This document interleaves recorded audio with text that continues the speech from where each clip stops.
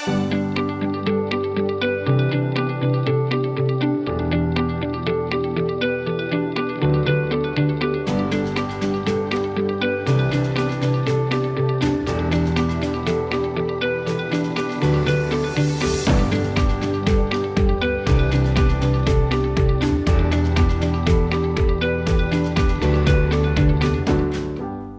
to the Honorable Prime Minister of the Council, radio listeners via St. Martin Gov Radio 107.9 FM, respective radio stations island-wide, Tel TV Plus Channel 15, and online viewers. I'm Rolika Roach, and welcome to the Council of Ministers press briefing for today, Wednesday, December 17th, 2025. At this time, I would like to invite the Honorable Prime Minister and Minister of General Affairs, Dr. Luc Marcelina, to address you. Prime Minister Marcelina, you have the floor. Thank you very much.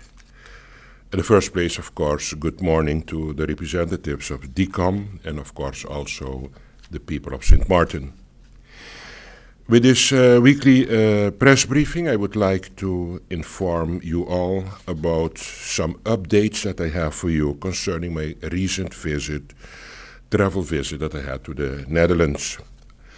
Related to that also, I will divulge some matters concerning national and regional security matters, and also important governance and institutional developments, and some key diplomatic engagements undertaken in the interest of St. Martin and the wider kingdom.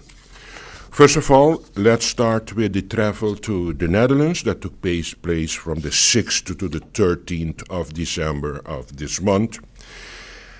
In this travel mission, I engaged in a few high-level meetings focused on kingdom cooperation, security, governance, reform, and some long-term institutional strengthening. During this visit, I met with Minister Dick Schoof, the Prime Minister of the Netherlands. I also had a virtual meeting with the Minister of Foreign Affairs, Minister David van Weel, and also I participated in the 36th Inter-Expo Kingdom Relation Congress. In addition, I undertook an unprecedented diplomatic engagement during the Dutch cabinet formation process, which I will address shortly. First of all, the security issues that has been discussed with the Prime Minister, Mr. Dick Schoof, in the Netherlands. A central focus of my meeting with the Prime Minister Schoof was the national security, of course, particularly in light of the recent rise in, I will say, organized crime activity in St. Martin. I raised serious concerns regarding recent incidents affecting local businesses, residents, and visitors, including the robberies that took place recently in Divie Little Bay, Simpson Bay, and the Maho area. In close coordination with the Minister of Justice, the Honorable Minister Nathalie Tacklin, we requested a temporary military assistance from the Netherlands. This request was a precautionary and supportive measure intended to, one, strengthen visible security presence at strategic locations, secondly, to support our KPSM and local law enforcement, and thirdly, to safeguard public safety and confidence. These concerns have been formally conveyed to the Dutch Minister of Defense and the Dutch Minister of Justice. Let me be very clear in this case. The safety and the security of our citizens and visitors is our highest priority at this particular moment. We are acting decisively, responsibly, and in full coordination with our kingdom partners. I wish to acknowledge the proactive leadership of Minister Nathalie Tacklin in this case. And secondly, also, I would like to commend and thank the cooperation and the engagement and the discipline of the KPSM. And thirdly, the undersigned and cooperation shown by the Netherlands. Particularly, I would like to thank the Prime Minister, Minister Dick Schoof of the Netherlands, for his understanding of the local ongoing situation concerning the increase in criminality. Concerning now the topic of regional security developments, during my engagement, we also discussed regional security developments, including recent United States military activity in the Caribbean. It was confirmed that the Netherlands, and of course the Kingdom, is not involved in the US operations. And of course, the activities that are taking place as initiative of the United States are all taking place outside the territorial waters of the Kingdom, and there is at this particular moment no immediate and direct threat to St. Martin, Aruba, Curacao, or the wider Kingdom. Following my bilateral meeting, I joined Prime Minister Mike Eamon and the Prime Minister of Curacao, Mr. Gilmar Pisas, for a regular Kingdom security briefing with the Minister of Foreign Affairs, Minister Van Wil. Our deliberations took place while I was there in the Netherlands, and we focused on developments between the United States, of course, and Venezuela via this virtual meeting. Once again, it was confirmed that while we will continue monitoring continuously the case that is going on here with the increasing tension in the Caribbean, and we are, of course, prepared. There is not, at this particular moment, an immediate threat for the Dutch Caribbean. I wish to reassure the people of St. Martin that we will, of course, remain vigilant, prepared, and fully coordinated with our Kingdom partners. Concerning also the Inter-Expo Kingdom Relations Congress that took place in Den Haag, the following. I delivered there a presentation at the 36th Inter-Expo Kingdom Relations Congress entitled 15 Years of Constitutional Autonomy. In my address, I emphasized on St. Martin not being a country, but a constituent state. I was very open and direct in that, for the Kingdom to realize that we are actually calling ourselves a country, but actually still we are a constituent state in the Kingdom. Secondly, I emphasized on the fact that nation building is complex and costly for a small island state like St. Martin. And thirdly, autonomy and independence cannot be pursued in isolation. And fourthly, strong institutions and regional cooperation are essential for our resilience. And also the context of the Kingdom and the mindset around the Kingdom has to change if we want to have an effective Kingdom for the future for all the islands in the Kingdom. For that, of course, I'm going to seek for my vision support by the Council of Ministers and also by Parliament to actually formally invite the Netherlands, Aruba, and Curacao and the Netherlands, of course, to a Kingdom Summit aimed at developing a new, positive, and forward-looking agenda for the Kingdom and, of course, for our Kingdom relations. In the nearby future, I will give follow-up on my initiative to see how we can start with a yearly Kingdom Summit, to see how we can better the relationships in the Kingdom. There was also a highlight during my presence in the Netherlands. In that time, during the formation, there is, as you know, a formation going on for the new government of the Netherlands. And I took the opportunity to have a one-on-one meeting with Mr. Rob Arnoldus Adrianus Jelten, And Mr. Yetten is, of course, the presumptive incoming Prime Minister of the Kingdom of the Netherlands, actually from the Netherlands.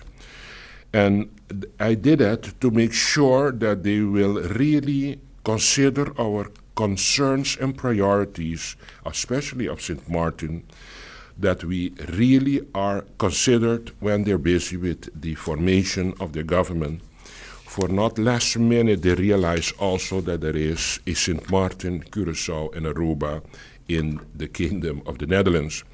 This engagement represents a significant milestone in kingdom relations and reflects, I think, a proactive approach to safeguard the interest of the Caribbean part of the kingdom during a critical political transition in the Netherlands.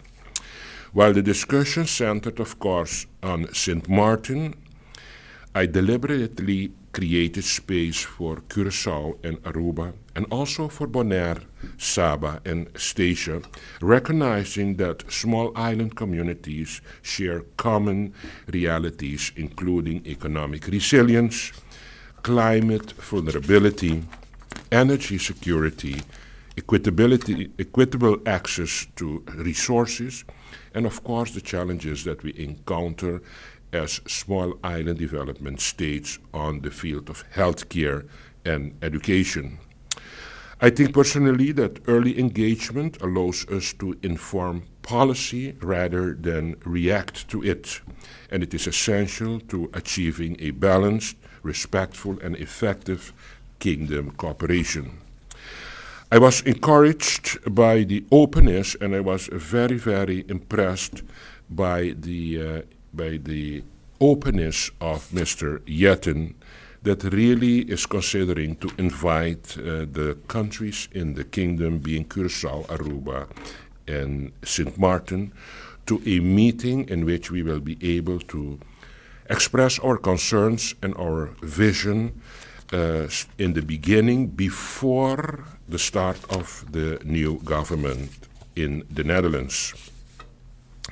While I was there in the Netherlands, I also made use of that opportunity to sign an official partnership with the VNG, that stands for Vereniging Nederlandse Gemeenten. And in this case, it is VNGI, it's international.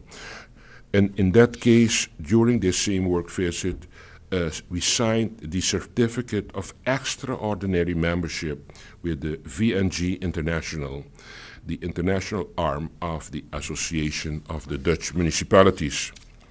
I was accompanied during the signing by Minister Plenipotentiary Mrs. Gracita Arendel, and also the Chief of Staff, Mr. Stuart Johnson, reaffirming, of course, our collective commitment to strengthen governance frameworks and unlocking new funding and cooperation opportunities for St. Martin. This partnership with the VNGI, of course, enables access to technical expertise, institutional support, capacity building, long-term cooperation focused on mental health service, training of medical professionals, human resources development in the civil servants sector, preparation for the opening of our new hospital, and transition towards greener and more sustainable energy. On the other note, I would like to inform you about NVGEBE. Yesterday, Tuesday, December the 16th, 2025, the Corporate Governance Council approved the final steps in the process for the appointment of new supervisory board members for NVGEBE. This is an important milestone in strengthening corporate governance, accountability, and stability within our energy sector. I will not disclose any names at this particular moment, as the process is in its final stage and subject to remaining formal procedures. I would like to inform you concerning our telecommunication company, Telem. Yesterday, 3 new members on the supervisory board of directors has been appointed by the shareholder for GEBE. I think this is also a great development for us to see how we're going to move forward with all the challenges that TLM is encountering, and hopefully we will be able to solve them. Further, I sent yesterday a list of the achievements that actually has been achieved by the different ministries in our government. I have submitted a formal letter to the Parliament of St. Martin outlining the achievements of each ministry. I would like to make use of this opportunity to thank my fellow ministers, cabinet staff, and also the civil servants of all the ministries that actually cooperated for us to be able to send this achievement list per ministry to Parliament. And I would like once more to thank everybody that contributed for us to get to this point. Further, I would like, of course, to make use of this opportunity to extend my warm holiday wishes to everyone in St. Martin, and of course also those living abroad. In the coming days, the Department of Communication will issue, of course, a Christmas message and also a New Year's message from myself as Prime Minister of St. Martin. As we close this year, let us remain united, vigilant, and committed to building a safer, stronger, and more resilient St. Martin. And ultimately, I have something on my wish list for 2026. I really love my island, and we love our St. Martin. We want to be proud of our St. Martin. And on my wish list as Prime Minister for St. Martin, I would like to see for 2026 a cleaner St. Martin. I'm asking everybody to contribute their part to make our island shine, for our tourists to be impressed how clean our island is.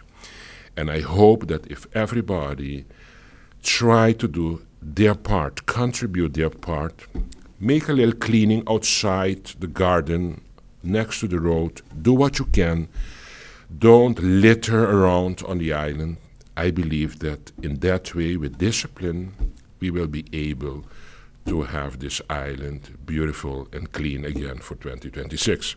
So as Prime Minister, I'm counting on you all for a cleaner St. Martin for 2026. And once more, a Merry Christmas and a Happy New Year. Honorable Prime Minister, radio listeners, and online viewers, this brings us to the end of the Council of Ministers press briefing for today, Wednesday, December 17th, 2025. For a rebroadcast, tune into stmartingov.org, St. Martin Gov Radio 107.9 FM, Tel TV Plus Channel 15, the official Facebook page of the Government of St. Martin, and YouTube channel, Government of St. Martin. For video on demand, log on to the Government of St. Martin's YouTube channel. On behalf of the Department of Communication and the Government of St. Martin, I'm Rolika Roach and wishing everyone a pleasant day further and season's greetings.